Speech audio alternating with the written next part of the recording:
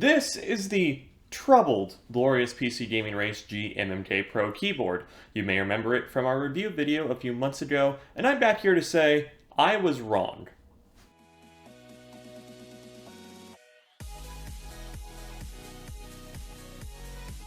I briefly mentioned a rather severe quality control issue with the GMMK PRO regarding the stickiness of the stabilizers, and had I understood and realized the extent of the issue at the time, it would have been more than just a blurb in the video.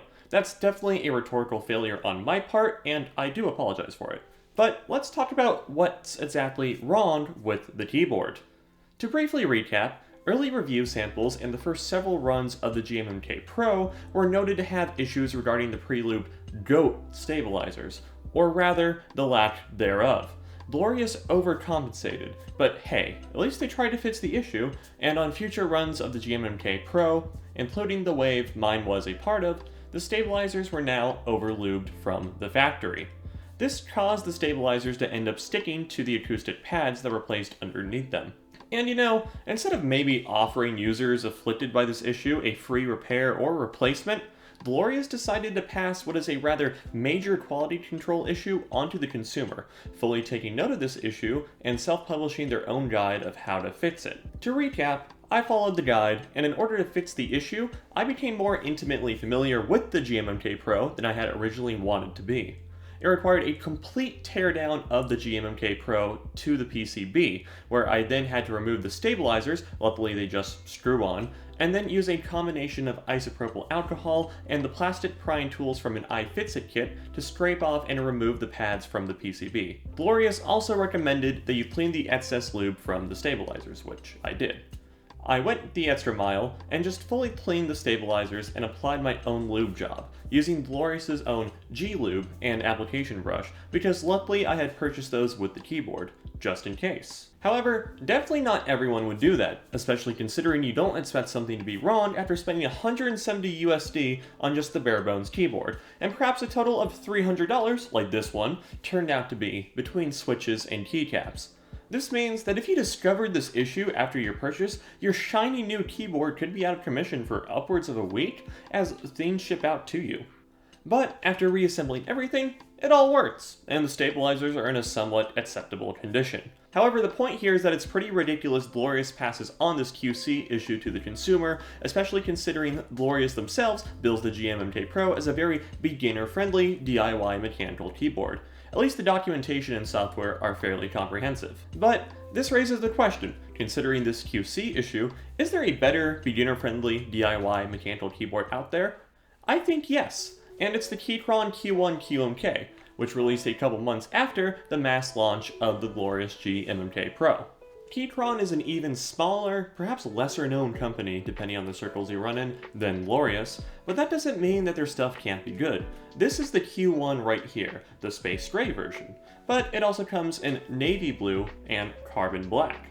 However, where it kind of starts to differ from the GMMK PRO, outside of some superficial things, is the ability to purchase the Q1 pre-assembled. Keychron offers the bare bones Q1, meaning you'll have to purchase your mechanical switches and keycaps separately for about $150 USD, which is $20 cheaper than the starting price of the only comes in bare bones GMMK PRO. Or, for that difference of $20, Keychron offers fully assembled versions of the Q1. With the fully assembled versions, Keychron offers you the choice of Gateron Phantom reds, blues, or brown switches, which is what this one has, as well as a keycap set to match the frame color you got, which I have replaced with this sushi set. And kind of delving into this little mini review for a second, you might think that Keychron probably cut corners on the build quality with the Q1, being able to offer it at such a competitive price, even being fully assembled. And that's not quite the case. While the overall feel of the Q1 feels a bit less solid than the GMMK PRO, it by no means feels cheap. And while we're at it, out of the box, I like the sound of the GMMK PRO better than the Q1, but that issue was alleviated for me at least by having the Q1 sit on a whole desk mat, like this one, while typing.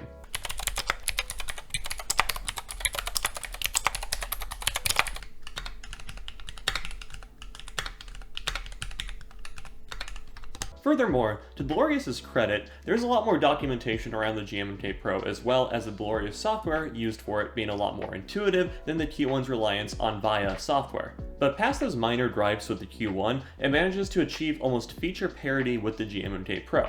The Q1, just like the GMMK Pro, is gasket mounted, hot swappable, and also features screw-in stabilizers, essentially meaning that both boards will have the same ease of buildability should you go with the bare bones version. All you have to do is buy the right switches, pop them in the sockets, and put the keycaps on as demonstrated in the previous GMMK Pro video, assuming you don't just opt for a pre-built Q1. Saying all that, the Q1 doesn't seem to suffer from the same QC issues. The stabilizers were nice and bouncy, and everything worked out of the box, making for a comparatively much better experience than the GMMK Pro, despite costing a bit less. So what is this all to say or mean? Well, for starters, Glorious doesn't get a pass for such a QC issue when an even smaller company is able to more successfully launch a product. Once again, I'd like to reiterate the point that such an issue really shouldn't be passed onto the consumer to fix. Second of all, considering the well-noted QC issues with the GMMK Pro, it becomes really hard to recommend it now, especially when something like the Q1, a similar style of mechanical keyboard exists, and quite frankly, offers a better user experience out of the box, bare bones or fully built.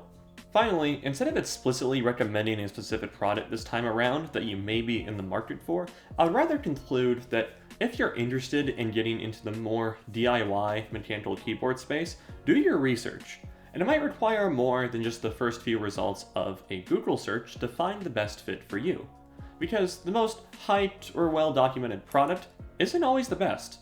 Thank you all so much for watching. Make sure you leave a like, and if you think we've earned it, make sure to subscribe and hit that notification bell. We try to upload twice a week. Also be sure to follow us on Twitter at tech_4_thought, as well as Instagram at tech_for_thought.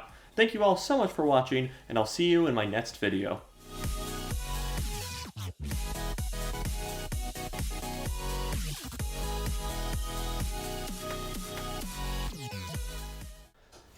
However, the point here... Yeah. That picked up. Sean, shut the fuck up. No!